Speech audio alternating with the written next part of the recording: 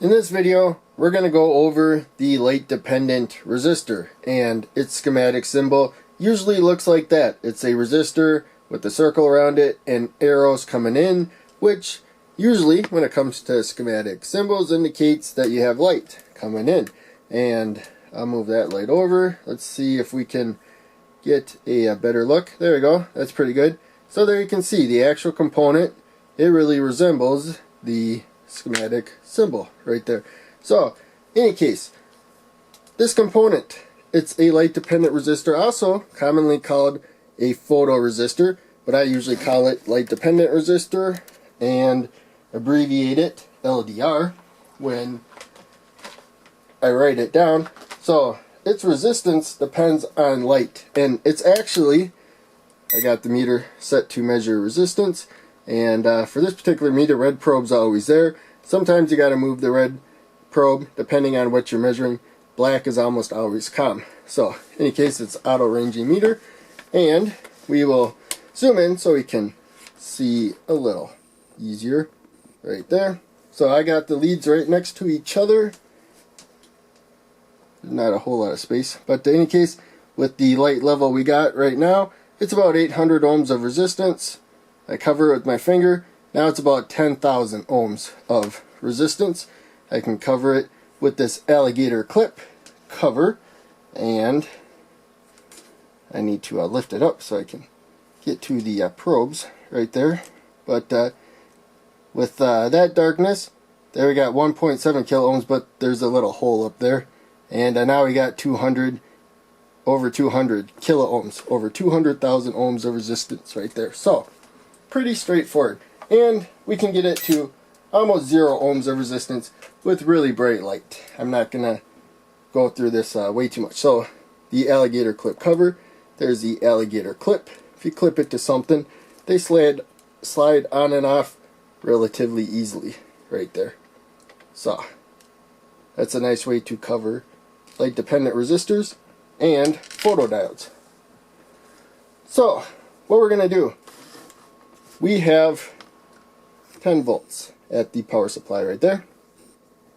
This is a 1 kilo ohm resistor, 1000 ohm resistor, and there you can see we have 10 milliamps of current. So 0.01 amps, 10 milliamps. If I move the resistor so that we are one row away from the red jumper up there, and actually let's move it down right there, and take the light dependent resistor. So I recommend always having resistance in series with the light dependent resistor. It may be an actual resistor, or the rest of the circuitry may provide enough resistance. But in any case, there you can see that right now we have 5 milliamps of current, which makes sense. As we saw before, it's about 800 ohms, and then the 1 kilo ohm resistor, we got close to 2000 ohms of resistance. If I get bright light on it though, it gets to almost 0 ohms of resistance. So not exactly, but there you can see we're just a little bit shy of 10 milliamps when it gets bright. And of course, we cover it up. Now there's no current flowing. So what we're going to do now is take an LED. So I'm going to move the jumper over here. First I'll pluck the light dependent resistor. So these green LEDs, they're nice and bright.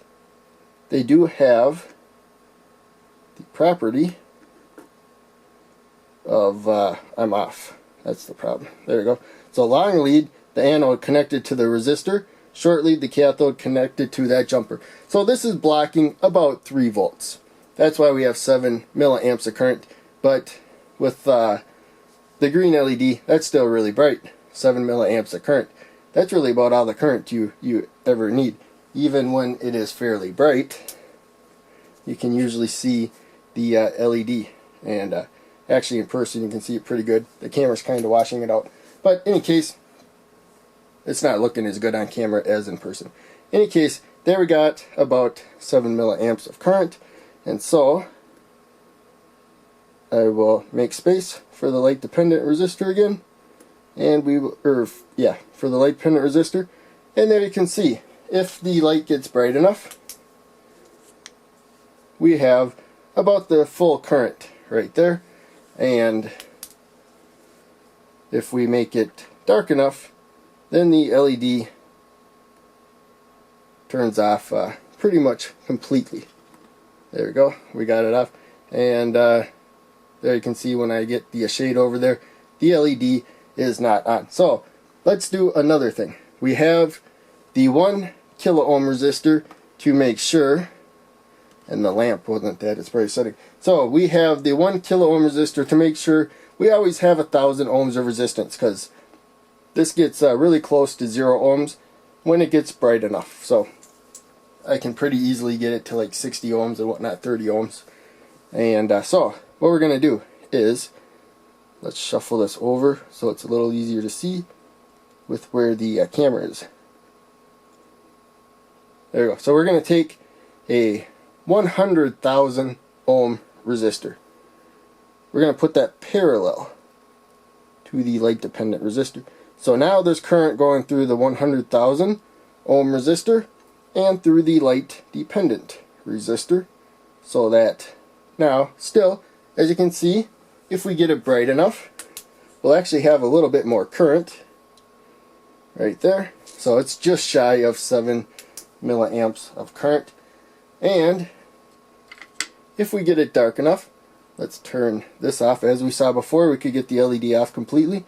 Now there's no way to turn the LED off completely, and so I got the light dependent resistor fully covered, and you can see that the LED is lit up. So if you want a condition where the LED is really bright when it is brighter out, and you want it pretty dim but not off completely when it is dark enough, this setup would work out for you pretty well right there. So in any case, that is the light dependent resistor, also commonly called the photoresistor.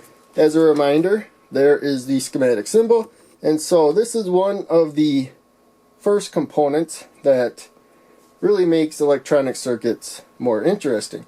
As you can see there, we're varying stuff, and all it is that one component. It's a resistor whose resistance value changes based on the light, so it's responding to something, so makes it more interesting. Hope you enjoyed the video. Thanks for watching. Check out one of these other videos that I'm posting. Subscribe and click the bell. I will see you in the next video.